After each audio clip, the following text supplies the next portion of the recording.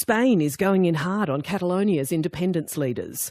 Catalonia's ousted president, Carles Puigdemont, could face extradition proceedings in Belgium after Spanish prosecutors sought an international warrant for his arrest.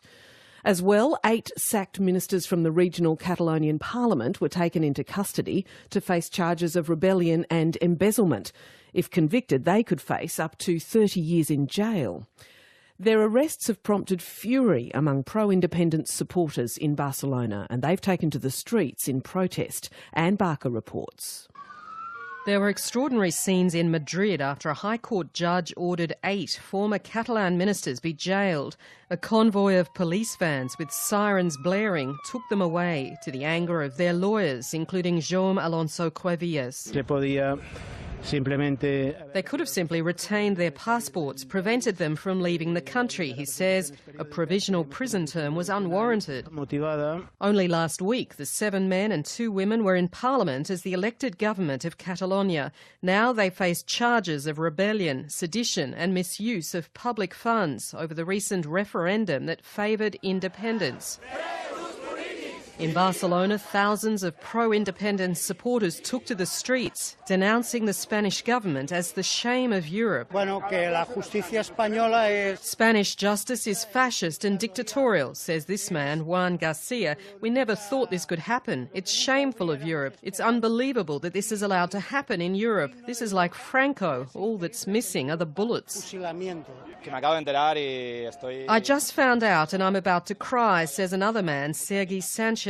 I have lots of pent-up rage. I'm disgusted. I never thought the Spanish state would get to this point. They've crossed a definitive line.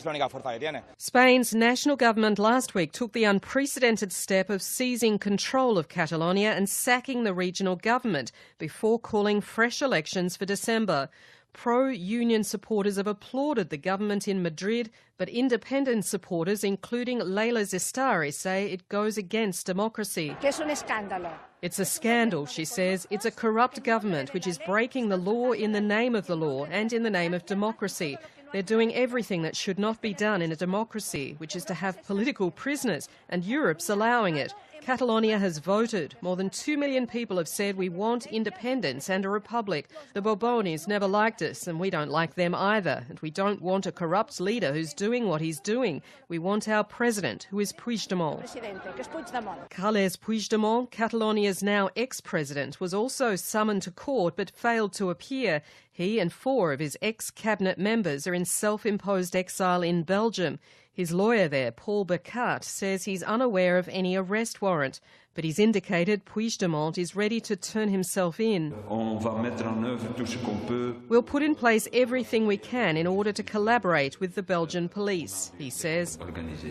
Puigdemont's exile and the detention of 8 secessionist leaders could crush Catalonia's independence movement ahead of December's election. And Catalonia's mayor, Ada Colau, has demanded the Spanish government release them.